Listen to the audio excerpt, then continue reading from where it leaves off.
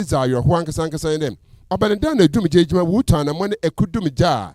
Nasima, wo oya and Hena Horo, Nasima Okito to Femfium, and Nasima Okito oya Kokona and Cometa bicycle. One pedal woman on one nephew Utumuko, Bitsia, gets a fee, you woman, you wait mum, Bitsia, gets a fee, you woman, you wait mum, Yababo, Martin if he etumate and boy, Nias and so today, or doom judgment one matrofono. Abaka hinitirim na efe tumi to anamad enna semba bi so kire wona adwena wo fra wona line na 192 no abako akifiri wankran na wotum no wadan ho aba ende ibibisa wona de ana ye wa homatrofo de oban de se data ebutum na afra na samete so ati na ejata oda mafra ka sofo anada oda mafra hona samafra hono wi a ana obaboa da oda minya abotar na fimi teza wotum ka anada mafra ijato na OMAR me do mu phone o send home ba be me kire de awoda wotum using kita ho na afi atum ne ekokwan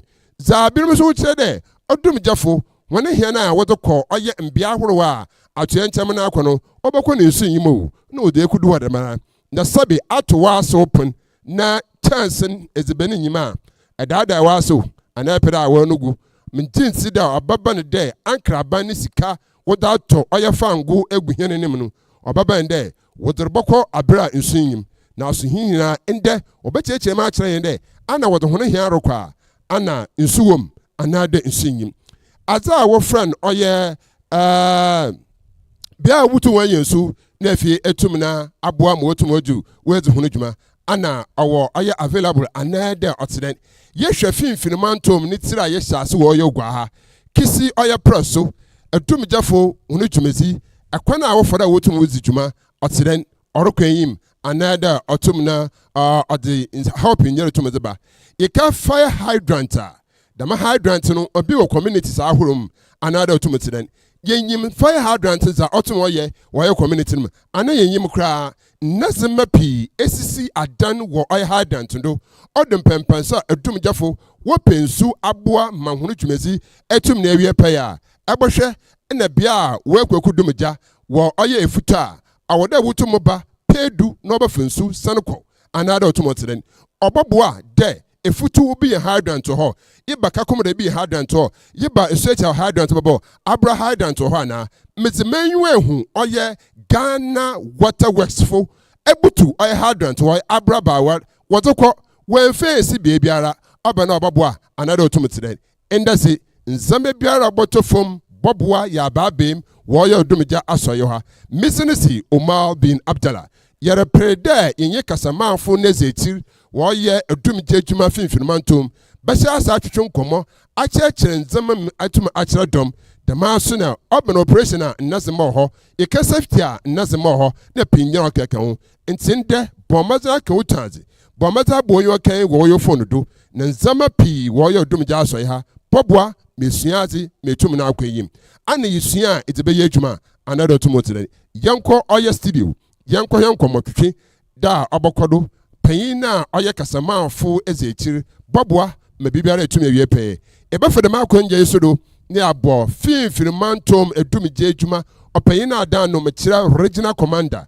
baba na ba do soronko osai na abira yin botwetwe nkomo de ende oye Coastal TV Community Connect idreba cancer wo dumije edwuma asoyin jitum enoba tampa opiaze ne yeyenti ojitum boy dan nase wa makwan de hona boy yinda atenantwi nomboa na afientum nkwayim enti yankwa studio bi yenkeze nkomo pinjana ende ebobo man nasema hwaso etum na ati yankwa nkwohe za wo etum na waka na embo ho nkomo.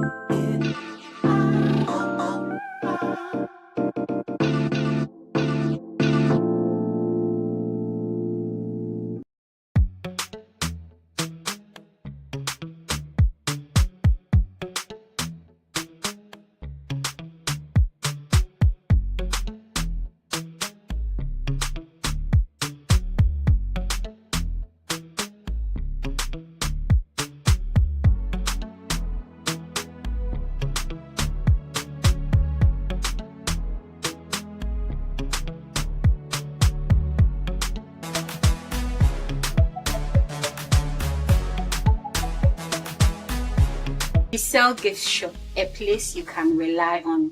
You call on us and we'll deliver. Thank you.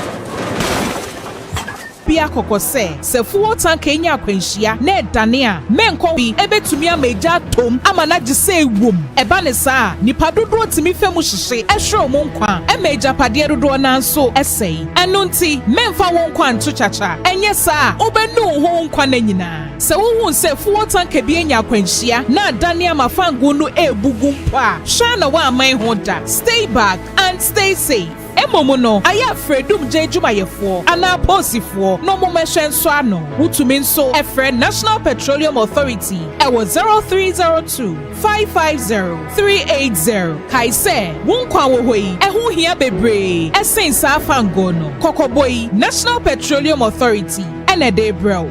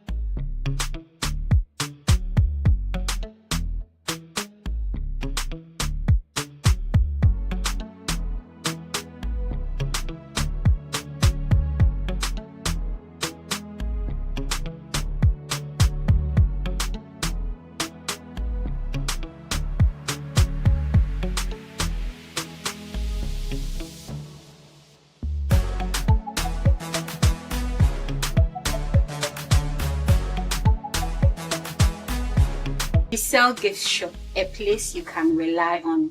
You call on us and we'll deliver. Thank you.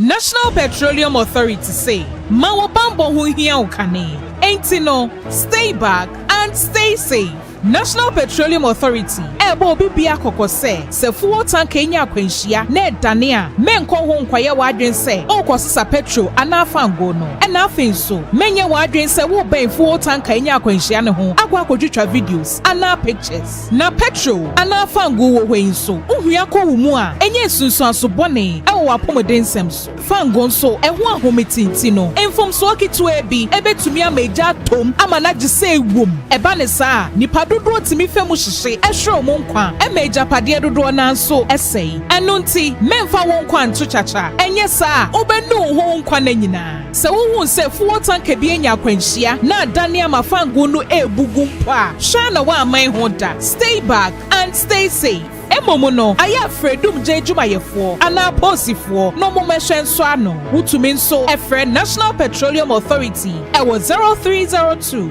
550 380 kaise wonkwa wo hoi ehu hia bebre esensa afango no kokoboi National Petroleum Authority ene de bro.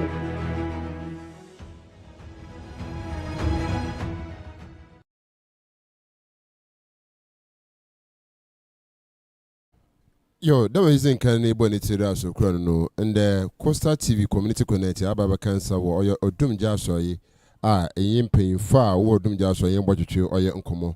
Na boa, ma doma of Bretoberno, washer or your Costa TV were when a day, Anna Odum Jejuma, or your Honasa de Domi Piara, Wolfing Firmanto, Ganning in an Obatasi, or Bashak when a power to Afada, where's the Hojumana, and say a buffer the Marco and the beam. Na ya bo or ya original commander in pay ya bo hana bad papa mezono si OMAR bin ABDULLAH ya ko hena imza na no yaroko na yenye kasamafo a neze chir or ya odum ja so ye finfirmantom atwetwe nkomo no aboa hin sa eko oya PR na communication department za wotumo ya pa a obuto obaboa ma hodumezi etum na akwayim ninyi dan nti yoko oya DO1 no bi so DO3, sorry. Hey, in some security food down when some DO3 aya Fifi Dazi. Aha, e bini Jesus kanizo no. Aha, na wa baba nseme etum na achire. DO3, good morning. Good morning, sir. Apom yaze. Yamina adum ye sir. Yamina adum. Odi kan so yebo oya huna bado onye commander. Da wotum no waji hinatum ma ende ya baba kansa wo oya huna ifia. Ozi kan no say PR department wo you dum jejuma abedwuma depan wo tumuzi ne ho adwuma so yeden Mr. Ma medase yaka PR department boyin back there public relations department no yenye institution the public so no na yenye wonya inkitawuzi ya obi baby said institution the public si binyi moyin ya wa internal publics na ya wa external publics. Internal publics ni personnel na what region no money na no say instruction be from Madam Woba rely on the public relations department that you best spread them a personnel no na what in samanasi ya sanso yenye external publics no or be media na yen stakeholders ni nya yenye one easy in kitanwuzi inti Mr. Mike kada public relations department as ya or yen kitanwuza yenye publics no institution ne publics no yenye onzi. Yes, and be said there, say, in dom na wait me phone in who's in Gitawa, Abenkitahu, na ba dosonator, son, you come marketer, Zamepi, what to know behind is in Abenkitahupa, ne doma wait me phone in who's. Mr. Mamada say, in Gitamuza, any a dominies in there, or Sadayama, Nipania, what's it, Ghana National Fire Service, any Jumezi, Nasi, then may intro neka the fire service, Nipa baby, na when you made Juma Patia. Area no fin that's a yako outis and say this will be the fire service abe juma na waya moba kind of Ghana National Fire Service jana yedum but jedum no so ye bibi kitikiti bi wo ene juma no ha ye into ye explain fire service and functions yazama tibe mu phone ma water say na baby one tasa public so no aya na one akoma akosoro because when him the fire service warfare any bentem in zama onam do madam sam ni nya asisi no ye explain each one ye church one ma what's ye ni jumezi no so nasi yanhwe nzama etume church ezima dom no ye wele ye gitum ye hunu de dom no woja asam no wogitum na wodi ye djuma anade wutse yara na efo djuma ho Mizoma from Mayen Hunezi, I'm there in some no yado nana. What's your nasi? But all this abuse I to me and 41 baby. Yenya ibeja to me they say obi wa distress ma and obi wa hu him 1 minute input to me at the mini pan by 1 hour. Into no say offer 5 service 1 minute na 5 service in by ya. Moba kind your friend one that though in a 1 bed because time our friend na ya beni as no than how then or show into no. Still one task but Ghana National Fire Service or you Jumezi there, you better educating for no summa what's your name nasi. So them not za yanhwe domino yebidem pempenso binom tase binom ntase iwo yisum da going forward no yebabua abanede wose mo from our school sa ahoro kadam young wotumoro kan so ofibere to be wutana maraba wote hunzama na sana. So mama that's yawo Jumezi bi adam catch them young yawo adwumi dey say ye start mo farmer na on no baka won team ma was enyin ma what fire service en Jumezi na ase into no fire service as an institution no on ye market na azan kote na yeko schools yeko educating mo farmer mo so wo fire safety no for so yeko educate wo what Ghana National Fire Service ye ni Jumezi na ase so yenhwe adibia abanda oka oye kasa ho meye ayamba be menem kan yerko scene insin yerko scene yenya kwan yerko scene wo hierko yerfo no kokura abedinta obanedam Mr. Man ninga kobande tutimaminin ofinde Ghana National Fire Service yacha Mr. Man menya in fact will be say it just 10 o'clock. That's a fire service 4 o'clock. And fire service 10 o'clock time I just starting no. A fair 4 o'clock. In Brini be abeden ebogum. Into the beyond your education, you catch one day. Ijano or your kit cran puna if in the able to make dumuna.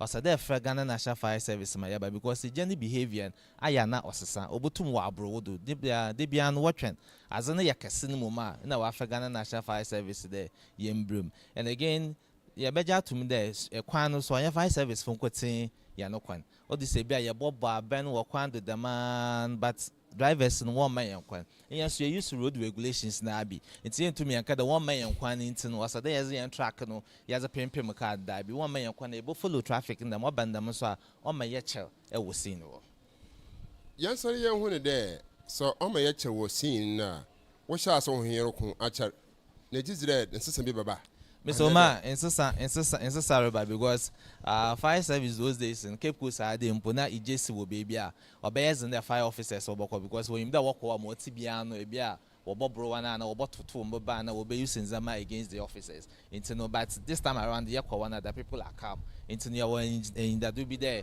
moving forward in Zama Bassa. Moving forward in Zama Bassa yanhwe nsunyim na wozenam the masam no so oyeno kwade nsunyim ho kan mo so Mr. Why the CCLA community connect to Ghana National Fire Service na obi nam na wakaka cha wo boss dem Mr. Man po community connect na obe of fire service all ban wa fa mic all ban wa fa camera as bia anyi wo na offer journalism ho a Oziba Ghana National Fire Service does a community connect. I think they said to the masam na obey ma umora akofom kakra. So ma Ghana National Fire Service no water is our weapon. Insu na yedizi Jumezi kese na. Into the be ni bia na car be oboba accident scene and a car be oboba fire scene bia acha there. That car is ready to work. Insu our car no in our standard operating procedures no. Say car no ye fit for purpose. Yen dispatch a car there umbra scene one on ejuma. Into for example, ebiana metro car. Sa metro car ni yejuma and a metro car no pair be been to them at him for work there in soon ye car no ma yen de debia in su car no yen for one a session in your example there in soon ye metro car no ma. Fire service will never deploy metro car there on coincident scene because there were regional headquarters or there were mina or there were UCs or to abandama you be deploy car or your feet mo wa be scene. But I had to me mufon and I see because Mr. Ma ye be seen one or ye be seen one na ya start as in su ye zugu jano do there ye read me jan ye do what ye scene assessment. It's a scene assessment one in soon fi can no mun be there ye read me jan the scene assessment was say ye hu in zama or show ewo ejanu Mr. Ma wo brother kakaba nyam how will you feel there be a mark scene na mizin so kogu jado na ma be feel you feel bad ebia na ijana all down no electricity wom it was the yehu da menza mani nya na any other stakeholders to communicate and sana say yebodu mijana ye du mijana or there you look out for cracks say ijaka building na ebonda cracks abum it say yezi insu gudu na yedum na edan no botum we egu fire officer nti penyin na oye dama assessment ni nyina and sana say yebe use ijana insu na yezi du mijana ye use insu na yezi du mijana Mr. Omar. Jo damina asamnete ofibere to bere no oya odum jafo oba ben se mepenya wotum na wode kire oya doma wotu anamor na woboa ma ija etum na abefom yeka odum jejuma woso ho dwuma zan ya wo ba woda nkote yenhwe de jankote na wo ye ho adwuma anade ndemepi ho wotum anam Mr. Omar that's them intro na the fire service starts in 1963. Yeah, started in 1963 with Act 219. Only na yeshadu na yezi in ejuma, but population no course so now. Zama started the Orinye no. Na who be here the Obe Review Act. Now we established services in Jumezi. Now Act 537 no. I mean objective be there as a service no. Yenshana ya achieve. Objective ne to prevent and manage undesired fires. Or ye bien prevention no. In a managing so my own objective maybe I know that we should extinguish fires. They are saying that we should manage undesired fires. It's no objective so business students about the objective here long term objective no so it's na who be here the yebo bugum na your goals you be your functions you be able to achieve them objective. It's say you prevent fires even as no also there create fire safety awareness also there fire safety education. Only thing they fire officers or you chrome commercial places, school, chapel, mosque there, or church fire safety education was that church memofono. Most more better or better there. The Mazia me umifi, Samayan ye, Obutum was the Jashishona or Zaiden was Aba, only a prevention. And how do we manage undesired fires? So, we give advice on fire extinguishers. Say before you use fire, about fire extinguishers, alcohol, woofy, and our property in Biano. And can we be here about Ghana National Fire Service? My more advice on it because fire extinguishers be brave our market now. Or yeah, extinguisher be also now. What it do me? We advise you on that. Mr. Omar, we also provide technical advice on machinery, building, etc. Into your municipal assembly, committee now want my permit to know. You see a fire officer there. There will be review plans and as there will be no plan or no. There's no escape route and now escape na exit in area 1 exit na entry in area 1 e bia abunsan or try the 3 na entry na exit in area 1 and who try into when we raise issues or there was there was na was it be so was account. Mr. Omar, we also provide humanitarian services. Them humanitarian services na ya na nkofo within the Ghana National Fire Service I you to can or try the yakwa yakoton insu. Mr. Omar, fire service to prevent and manage undesired fires. In the long term, we are trying to save lives and properties. It's for instance, hospital kesa or Cape Coast in Sunyua. Yim there, I reference walk hospital or Quajaya. In Sunya, we will to walk on a wire more. It's no so fall on fire service, the fire service and facility in Sunya. It's a ben here, so we will give it to them. It is our it is in the act or a humanitarian service. We will go and then there's Bokwa common schools in here. Yes, Bokwana, yes, these are some of the functions fire service.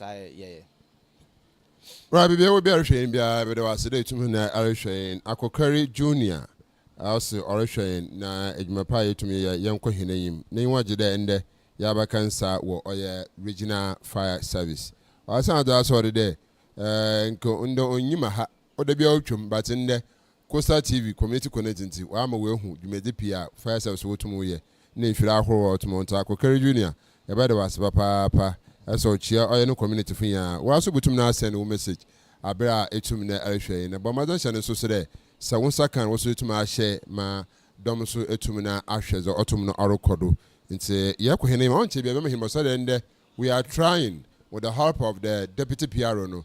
Also, department to be in my mother you to chunkomo. Nay, we are a boko or Yawusukibi. Nay, fear to me a quackoshe. Doma of a bread to burn, word mum, because echo police phone war, or Oya Bia, one hold the door when I would tomoko, and they will do a another to mutter. Into Anono, and nay afterwards.